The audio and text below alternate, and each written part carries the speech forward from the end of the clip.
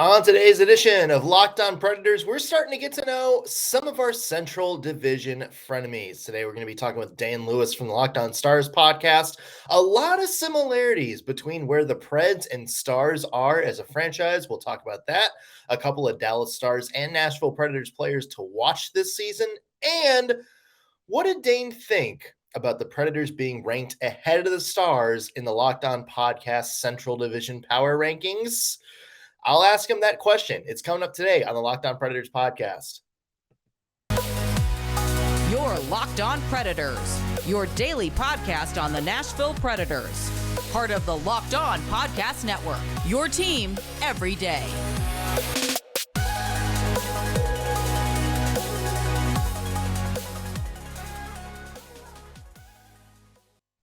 Thank you for making the Locked On Predators podcast your first listen of the day, every single day. Happy Friday, everybody. I'm Nick Morgan. I'm a writer and editor at ontheforecheck.com. Normally I have a partner in crime, Ann Kimmel, but she has the day off. She is busy getting her new Preds writing adventure off the ground. So go check her out on the Sports Illustrated Predators site. So we have brought in a ringer today. We're going to talk to my good buddy Dane Lewis from the Locked On Stars podcast. As we mentioned, there's a lot of crossover between the Predators and the Stars this year, kind of both in an interesting spot, both sort of in the kind of the same stage of their franchise, maybe looking at maybe turning over a new era, but a lot to get to today. So without further ado, let's hear from Dane from Locked On Stars. Well, this week we're talking to more of our frenemies from around the Central Division, and we're going down to Dallas this week with our good friend Dane Lewis, host of the Locked On Stars podcast. Dane, what's up, brother? Thank you for joining us. Yeah, of course. Always glad to talk to you, Nick. And I know I've spoken with Ann as well a few times talking about our two teams. And I know this should be a fun episode, as I know we both have some varying opinions about our two respective teams and where they stand in this Central Division that, besides the top spot, seems fairly wide open, maybe besides some of the bottom spots as well. Yeah, it's kind of, and even then, hey, like Arizona's not terrible and Chicago is terrible. So maybe there's even going to be a fight for like Mr. Irrelevant of the Central Division. But it's kind of interesting that you mentioned that, because it seems like the division really is kind of wide open this year, besides Colorado, who's going to be consensus locked into that top spot. Would be kind of a legitimate surprise if anybody else kind of won the division at this point. It just seems like there's so much parity, and you had guys that like the Predators, who are kind of middle of the pack, that actually did go out and address some needs, and you have like teams that were at the top last year. Minnesota maybe taking a step back in terms of losing valuable players from last year's team. So it really is interesting to kind of watch and look and say, I see Colorado as one, but whoever comes next, I could see that going one of several different ways. Yeah, I'm right there with you. And even on the Minnesota note, I'm excited for my episode down the road with Seth at Locked On Wild, because I see so much hype around this Minnesota team. And not to say they're going to be bad, but a lot of people have them finishing second or even third. And while they certainly could be in that conversation, because I think Kirill Kaprizov is the real deal, losing a guy like Kevin Fiala, I think, makes things interesting for them. Their goaltending situation, also very intriguing, but not just them. I mean, the Blues, the Predators, the Stars, I think all could very well find themselves fighting for a top three spot. And, like you said, Arizona probably not fighting for a playoff spot, but certainly not as bad as they were last year on paper. And Winnipeg is maybe the biggest question mark in the entire NHL. So aren't they always? Yeah, never a dull moment with this Central Division, especially, Rick Bowness, former Dallas Stars coach, goes to Winnipeg. So I think that takes them, maybe a step above where many thought they might be at the start of the offseason. But this is going to be an exciting season, to say the least, to see who can fill out these, 2 through 4 or 5 spots in this division. Well, you mentioned the Stars had a former head coach. They now have a new head coach, Pete DeBoer, going there this offseason. I mean, everybody kind of had that same reaction, like, this guy again. How did you feel about that? Like, how do you feel about the change? Do you think he's a fit? Do you think maybe he is the guy that can kind of unlock the combination the Stars have now? Yeah, it's a great question and one that comes with quite a few layers. I think that one, the departure of Rick Bowness was expected. Just looking back to the way that he was brought on as head coach with the firing of Jim Montgomery back in December 2019, and then the world just kind of falling apart a little bit and the Stars just needing some form of consistency. So Rick Bowness stays as head coach maybe longer than he would have had things maybe played out a little bit differently across the world over the past few years. But regardless, Rick Bowness does depart. He's off to Winnipeg, and Peter DeBoer as head coach was, you know, received with mixed reviews. I know even from myself, I think I was initially let down just by getting such a, what felt like at the time a bland hire just because he was one of the bigger names on the market. And I think I personally wanted the Stars to go with a little bit more of a wild card type pick to spice things up. But the more I think about it and the more I've done research on, former Pete DeBoer teams, the more I get excited about what the season could hold for this Stars squad. You look at, the production of a guy like Brent Burns over the years, especially his time with DeBoer. He had really good numbers at the defenseman position, and Miro Heiskanen is a guy who many Stars fans are expecting to make a jump this season with the departure of John Klingberg. And then the forwards as well have historically done well, not just in San Jose, but in New Jersey and Vegas as well. Of course, there's the connection with Joe Pavelski, who is coming off his best season as a professional in his late 30s. Now he's reunited with his old coach, and both of them still looking for that elusive, first Stanley Cup title. And so, at least from a storyline perspective, I think there's a lot of really interesting angles to this hire, with two guys that are connected like Pavelski and DeBoer looking for, their first championship. Tyler Seguin and Jamie Benn are needing to have big bounce back seasons. And yeah, I mean, you asked the right question. Is Pete DeBoer the guy for that? Only time will tell. But the more time goes on here this offseason, the more I have time to think about it, the more optimistic that I am that we can see the offense take a step in the right direction, because ultimately that's what the Stars struggle with. They historically have had good defensemen, solid to good to sometimes great goaltending, but the offense has just sometimes been lackluster. And I think the pieces are there.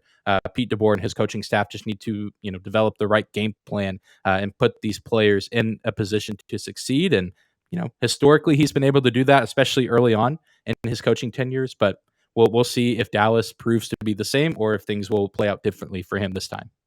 Yeah, you kind of hit on it. So last year's Dallas Stars team, I guess there's kind of a mixed bag when you look at the forward production, and you kind of hit on it earlier. If you tell me like how the Stars finish and you gave me that roster, I would have been like, oh yeah, like Jamie Benn, Tyler Seguin, still top of their game. You look at them and you look and say, holy crap, like the Stars were pretty decent despite them being like record-settingly bad, like each of some of their like worst years in history. So for me, are they going to have a bounce back year? Like, do we have those kind of locked in? And it's like, okay, if the Stars are going to be good, they're going to need those two guys to step up again. Or is this maybe a sign of the changing of the guard? Obviously Pavelski's kind of at the end of his career, but you still have guys like Jason Robertson, Rupe Hintz, I think kind of had that big breakout year. You guys were kind of hoping for him.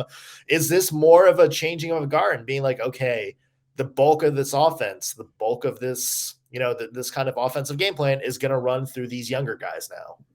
I think it's a little bit of both, just in the sense you mentioned all those young players, Hintz, Robertson. There's plenty of other young talent, on the current NHL roster, but also at the prospect level as well, that I think we'll see, playing consistently in Dallas for the Stars, and probably at a top six position here in the next year or so. But also at the same time, with the contracts that Seguin and Ben both have, both of them being in Dallas for the foreseeable future and both making, north of $9 million or somewhere in that range. The expectation for both of them is still incredibly high across the fan base and even across the organization. I know within the past few weeks, the Stars owner has been critical of their play, just especially with, them still being Jamie Benn, the captain, and Tyler Seguin, been an alternate captain for, however many years now. These guys are the longest tenured players on the team and still expected to be leaders to some extent. And as much as they need to produce because of how much money they're making, they're taking up about a quarter of the cap.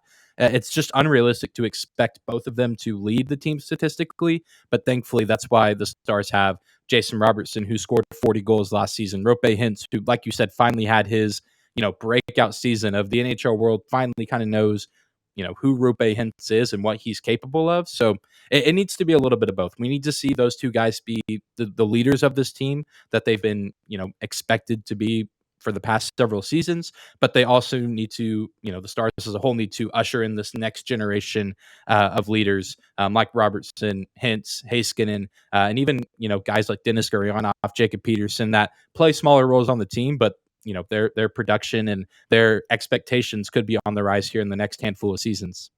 Yeah. It's kind of interesting because it feels like the Preds are kind of in the same spot, with the exception of they're actually getting production from kind of their prime guys.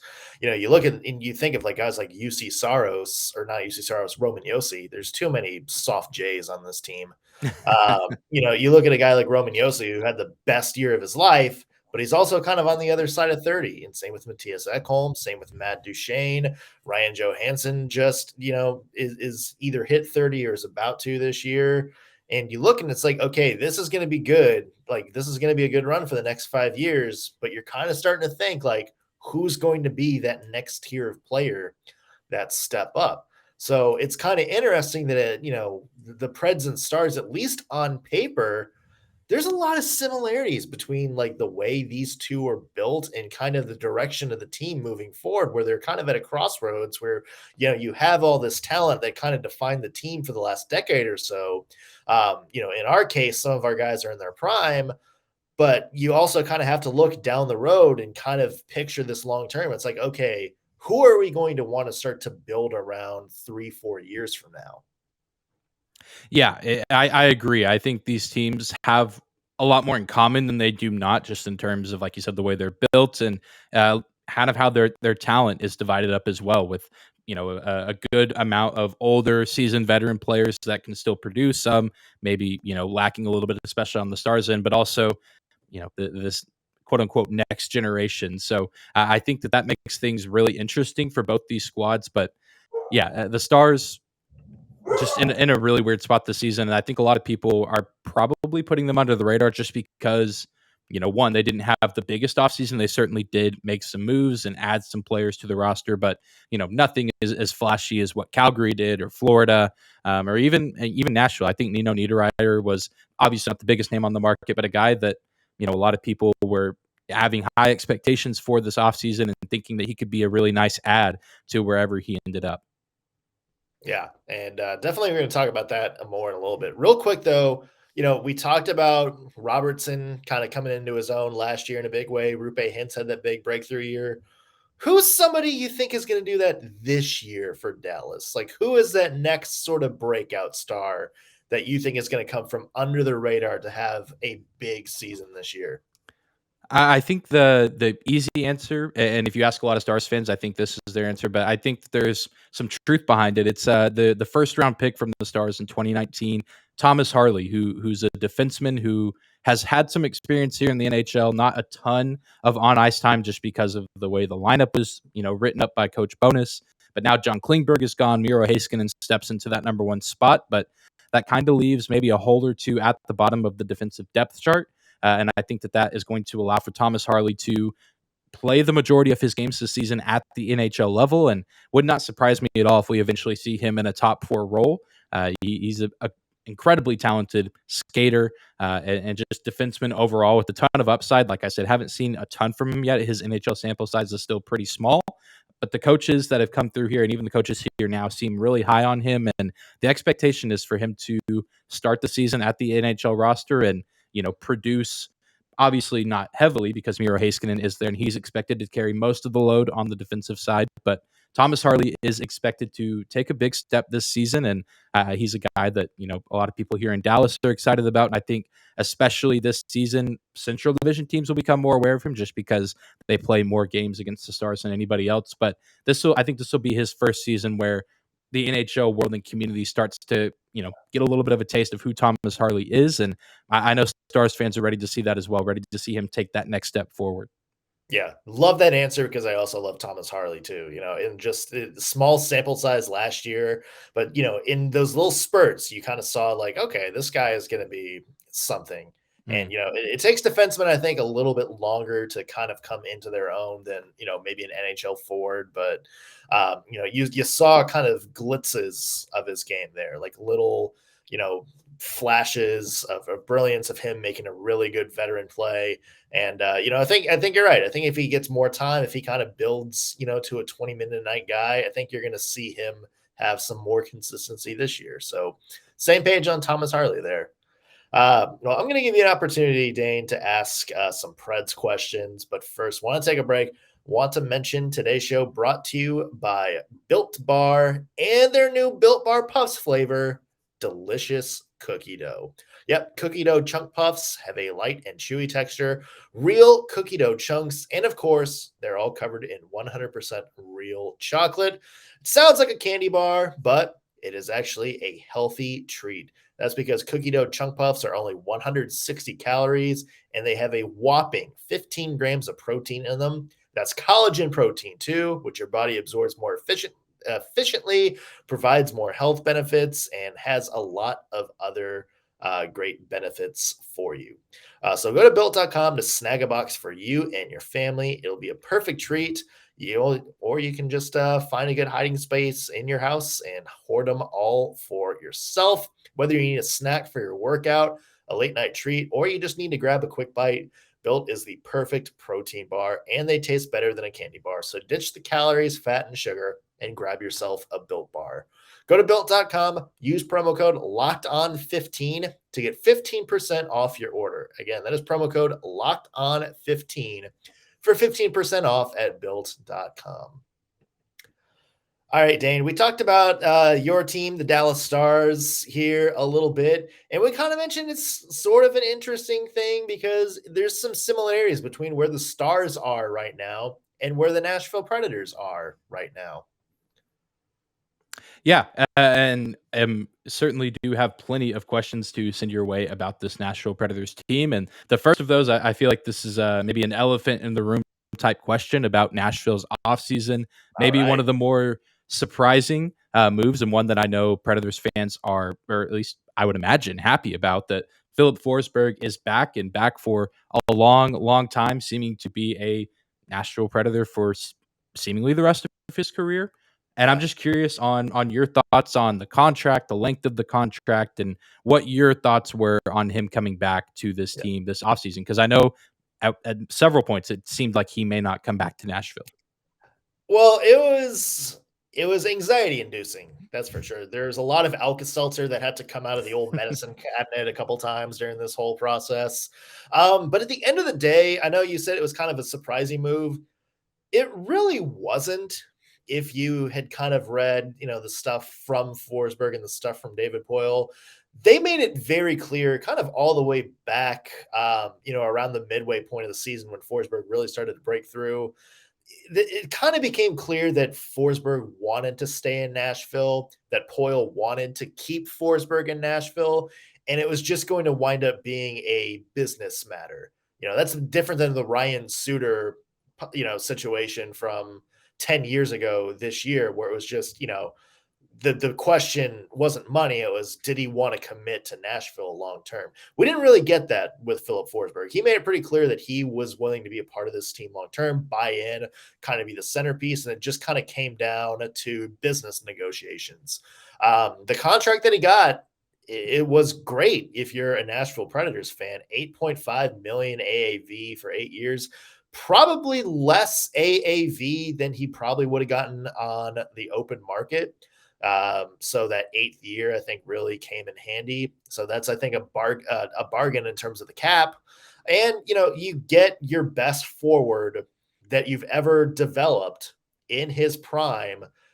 He's probably got 5, 6 more really good prime years left in him. And then, after that, he could still be a very valuable member of this team. So I think the Predators not only, get him locked up in the short term, but long term, I think you're going to get a lot of value out of number 9. So it was a good deal all around. Glad it's done.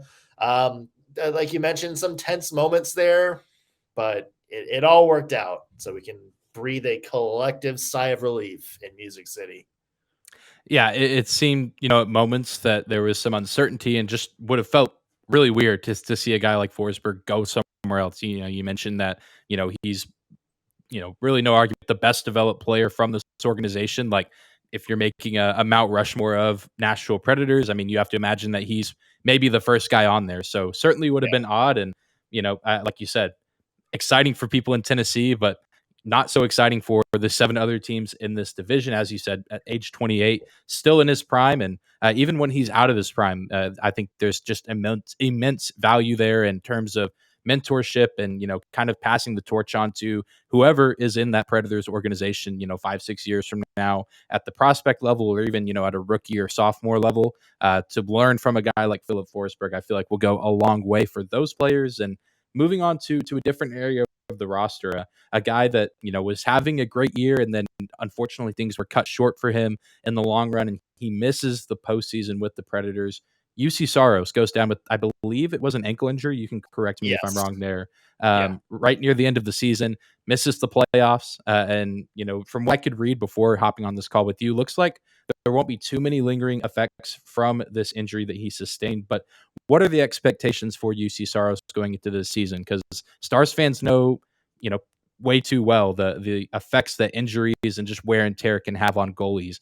With the recent retirement of Ben Bishop, and Anton Hudobin starting to take a step back in his game as well. So obviously Saros a lot younger than those guys, but what are the expectations for him going into this season? Well, luckily, Stars fans also know with Jake Ottinger how much a really good goaltender can kind of right the ship when things are going bad in the point of the season. And the Predators saw that with UC Saros down the stretch. Like, UC Saros is the reason they still made the playoffs when they started having some really bad games in the last couple months of the season.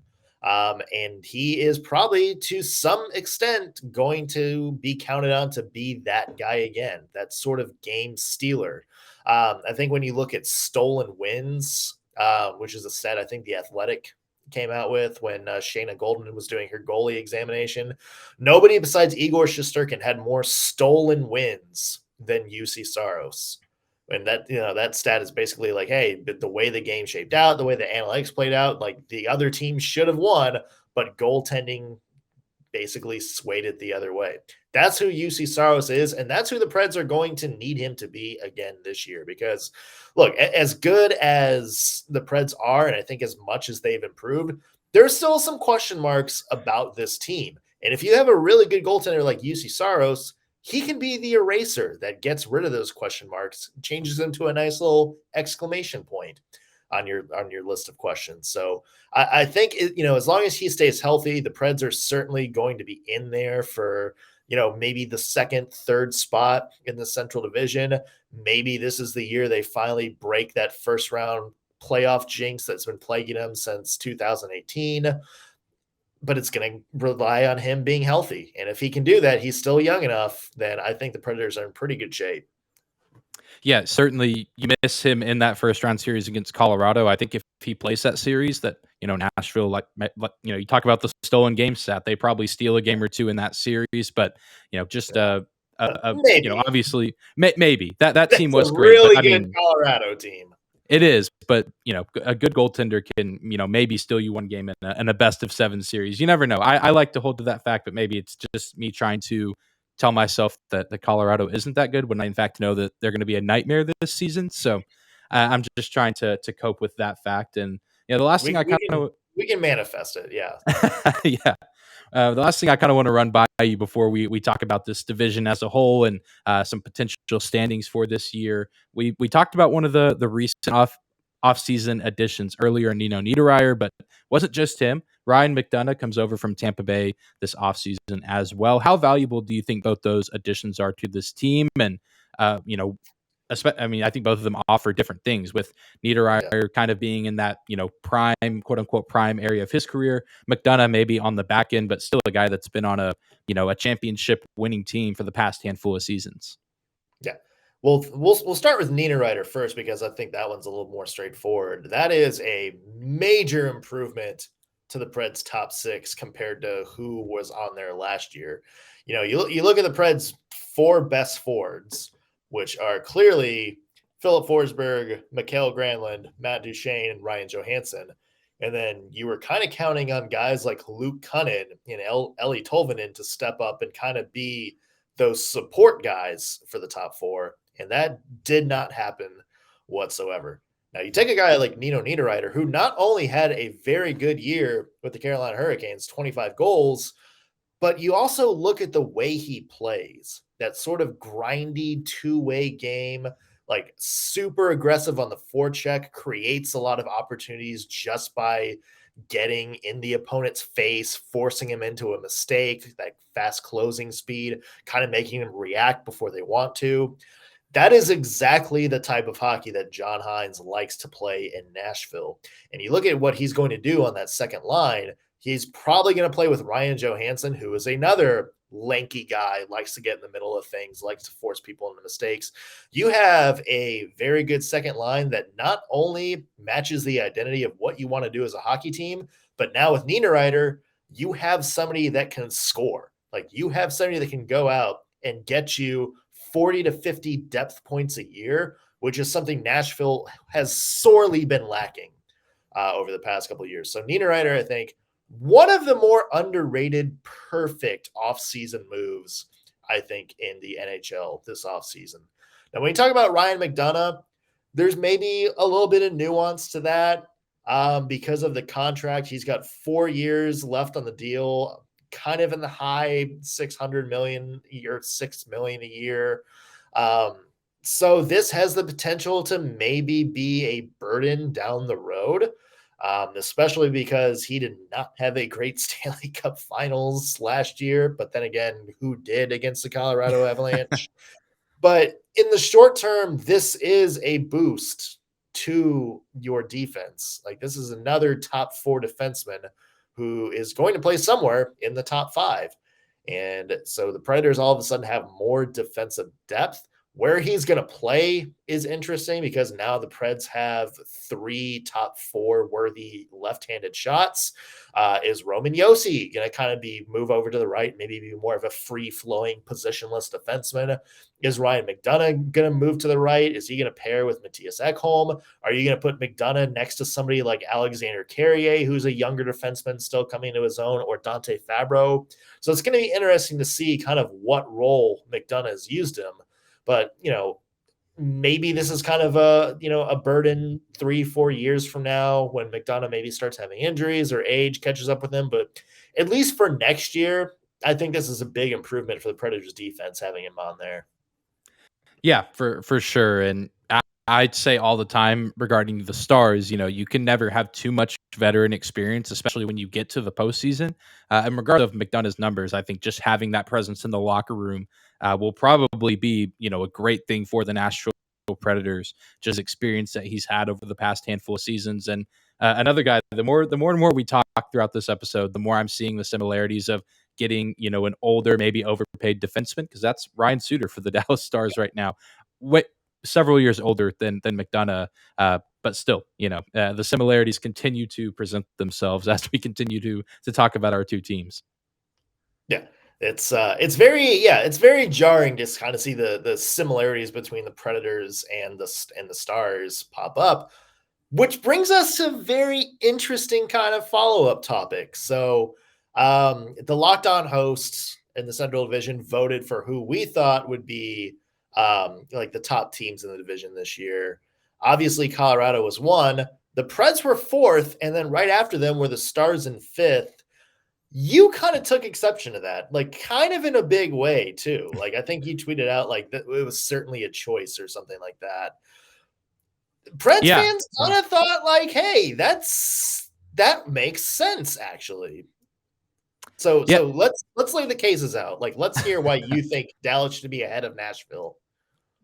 Sure. And I do want to start by saying I think both teams will make the postseason. I actually think that we're going to see the same 8 teams in the postseason in the Western Conference. The seeding might look a little bit different, but at least as of right now, I think we'll see, the same 5 teams from the Central, the same 3 teams from the Pacific. But just as far as where they finish in the division, I don't know.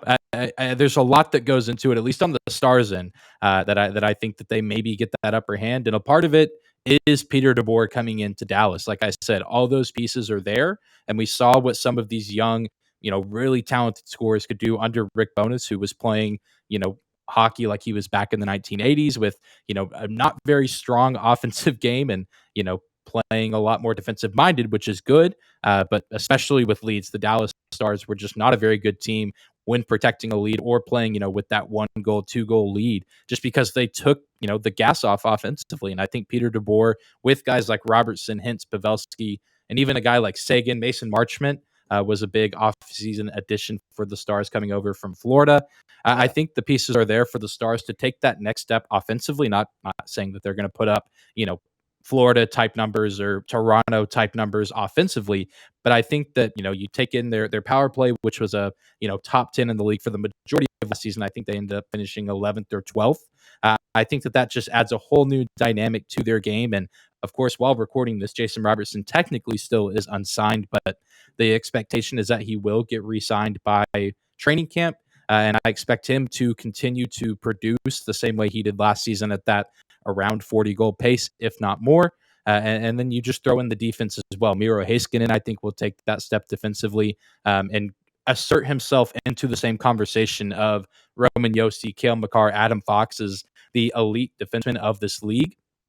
And then Jake Ottinger in net, you touched on it a little bit earlier about the security that the Stars have in net with him. And then even Scott Wedgwood as the backup, who came in and gave some fantastic performances last season. He's not a guy, Wedgwood, that you want out there every single night. But if Ottinger needs a breather or just needs a night off, I think that Stars fans and the coaching staff and the team as a whole just have full trust in Scott Wedgwood to go out and pitch a good performance, because he went up against some of the best teams in the league last season while in Dallas, like Carolina, Toronto, and really only lost that Toronto game because Austin Matthews is Austin Matthews and did what he does in overtime. Yeah. But I just think all around this roster is built for success, and again, it's just going to depend on what the coaching staff can do. And I think we saw even down the stretch last season, and of course you have to factor in some of the injuries that plagued Nashville. I think Dallas finished the season a little bit stronger, snagging that final wild card spot. And again, there is a lot that plays into that. But yeah, I while just purely talking about the Stars, because there was a way that I played this out where I just go at the quote unquote faults of the Predators, but I cover the Stars and I know the Stars way better than I know the Predators. So I figured I would leave the Predators stuff to you and just talk about why I think the Stars are set up for success. And that's why I think that. And I even, have been as bold to say that I can see them finishing in the top three. I'm not saying it's a guarantee in this division, but I can see a world where maybe Minnesota takes a step back. Maybe St. Louis isn't quite the team that we think they're going to be this season. And you maybe see Dallas squeak into that third spot in the division, but also can very realistically see them getting, a fourth, fifth place finish. But I like to envision them taking a step forward from where they were last season as far as points and offensive production. Yeah. I'm kind of the same way with Nashville, because when I'm making my predictions, I can see them kind of going up and challenging for that 2, maybe 3 spot in the Central. I can also see it all going horribly wrong for them, which I'm sure you can for Dallas as well. It seems like there's kind of a lot of moving pieces and what ifs that are going to determine how good this team is, because, the way we're each built, it's not like Colorado where you just have a juggernaut of talent across the board. You have some really good pieces, but one of those pieces gets hurt. One of those pieces doesn't produce the way you expect them to. Then all of a sudden you're kind of talking about a very different scenario. And, I see that for Dallas from the outside looking in, and I kind of see that from Nashville from the inside. That there's as good as Philip Forsberg and Roman Josi and Matt Duchene were last year. There is kind of the question mark on whether they can all produce at the same level they did last year, because that's the thing. Like, everybody was talking about how bad the Preds were down the stretch. You still look and you still had 2 80-point scores. You had a defenseman that, I'll be honest, probably should have won the Norris Trophy. I'll just throw that one out there. I mean, I understand like the argument for Makar, and I've said this many times, like I would understand whoever wins, but I think really if you're putting together the best offensive season since Ray Bourque, if Ray Bork is coming into your comparison, I think you have to kind of be like, okay, this player might have done something special this year. But you have all that. You had a goaltender nominated for the Vezina. And, for them to kind of still fade down the stretch, you kind of think, okay, what were some of the holes in this team? David Poile went out and addressed those holes. Like, one of the big things down the stretch was the Preds were giving up a lot of defensive breakdowns, like 35, 40 shots a game. They added Ryan McDonough to kind of hold down that defensive aspect of their game. What was happening up front? Their depth scoring was non-existent. If Forsberg or Duchesne were off, or Yossi was not quite producing, the Preds had no chance of getting on the board. What happened? They went out and got Nino Niederreiter, a 25 goal scorer, a 40 to 50 point guy. They put him in the top 6. So the Preds went out there and had a very, very good offseason in terms of addressing what were their shortcomings last year. And I think that's kind of the biggest thing. Like, look, we talk about these players on paper and their fits and everything, but the way the Predators handled it this offseason, it wasn't just like, oh, let's go out and get like another piece. They really looked at their shortcomings and why they faded down the stretch. And they went out and made moves that specifically address those. So to me, like you, I'm going to be like kind of the optimist. I'm going to assume everybody in the teams takes a step forward. I'm going to assume Philip Forsberg, Matt Duchesne, Roman Yossi, UC Saros were the same guys this coming season as they were last year. Now you take that and you plug some of these holes, you fix some of these leaks, chinks in the armor. All of a sudden, you have a team that is not only scary and is going to be fun to watch, maybe kind of a dark horse, like maybe a team that can go out there, pull a first round series win, get into a tough battle with Colorado, and then who knows? That's kind of where I see the Predators this season. Yeah, I think those are all legitimate arguments, and I agree. I think, especially Niederreiter coming in at a top 6 position fills what secondary scoring void may be, left by the Predators, and I think the Stars did that with Mason Marchment, and I think, with hopefully the reemergence of Tyler Seguin, Jamie Benn, that, with a new coach, new offensive system, you maybe see an uptick in their numbers. So the best part of all of this is we won't have to wait very long to see how these teams still feel about each other. I know Dallas's first 2 games against the Predators. I believe the Predators start the year off in Europe against the San Jose Sharks, but then they come back to America and get to play their rivals in the Central Division. Yeah, we'll be in Prague against the San Jose Sharks to start the year off. Good old fashioned road trip. Yeah, just your stereotypical, overseas thousands of miles NHL road trip against the Sharks, who, I would think that's an easy win for Nashville opening night, but I imagine the Sharks playing, on an international stage will want to, have a good showing. So not an easy win, but I think at least right now on paper, you take the Predators there, but then, a back-to-back, home and home split for the Stars and Predators that I know I'm excited for. And, I imagine both fan bases are excited for as well. Yeah, it's interesting. It's just good to have hockey back, because I think that's was kind of a boring summer a little bit. So it's good to kind of be talking about games again and planning and predicting who's going to win some of these. So definitely looking forward to the season, Dane. Yeah, I am as well. And, you couldn't have said it any better that, hockey is back. There are preseason games this month, and just in general, a good time to be a sports fan with, football here, basketball right around the corner, postseason baseball, which is wildly more entertaining than summertime baseball. So really just, an exciting time where there's storylines coming from everywhere, but especially as far as these shows go, it's fun to speculate and do these season previews in the division. But at the end of the day, we just want to see these teams play against each other and, bring out the best in one another and give us the competition that we've been used to seeing. And the Central Division is far from being the best division in this league, but I think that they have a great chance to still give us 4 or 5 postseason teams this year. Yeah, and if nothing else, should be some exciting games between everybody involved too. Even the Arizona Coyotes, who have been Preds killers for the last decade or so. So I guess we'll have to sit back and see. Yep. Dane, why don't you plug your stuff for our Preds fans here? Where can they find you? Where can they listen to you? Yeah, of course. They can just find the show. You can just search Locked On Stars on your favorite podcasting platform, YouTube as well. Getting close to 700 subscribers. So if for some reason a Nashville Predators fans feel so inclined to help out, they can just hit the subscribe button on YouTube. And I would ask that, Stars fans would do the same for you guys if you want to, plug your show as well. And for our social media, just at Dane_Lewis on Twitter if you ever want to heckle me if the Predators ever beat the Stars. But know that if the Stars ever get revenge, I may come back. Yeah, I'm still waiting for that one to happen. You can find us Locked On Predators again anywhere you get your podcast: Apple, Stitcher, Spotify. Be sure to subscribe us and listen daily. Or you can just watch us on YouTube. Locked On Predators is the name of our channel. Again, subscribe, leave a comment on our shows, go through some of the questions we asked, and weigh in. We'd love to hear your thoughts. And me personally, you can find me on Twitter at _NSMorgan. I will probably not respond nicely if you chirp me, but hey, if you ever want to talk about hockey, maybe point out some things, ask questions about the game, I will be more than happy to oblige.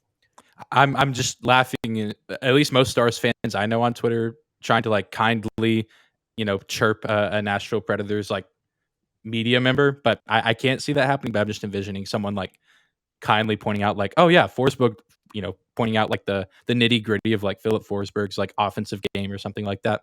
Yeah, I don't know. That's just funny to me, knowing some of the very active Stars fans on Twitter. Sometimes great, and sometimes maybe you just want to block them out for a little bit. Yeah, if you can come up with a chirp that's like, you think the Preds are going to win the cup with Forsberg's offensive entry rates like that? Then I'll be like, that was good, sir. Well done. But if you're just telling me, or if you're going to drop the Trashville word or something like that, yeah, you're probably going to get blocked, and something personal is going to be said about you. So don't do that. Keep it civil, folks. Keep it simple and be creative, but in a nice way. In a nice way. Yeah, that's the lesson to take away. Well, Dane, thank you very much, man. For the rest of you guys, be sure to check out his podcast, check out our podcast, and we will each be back with new episodes. We'll see you guys.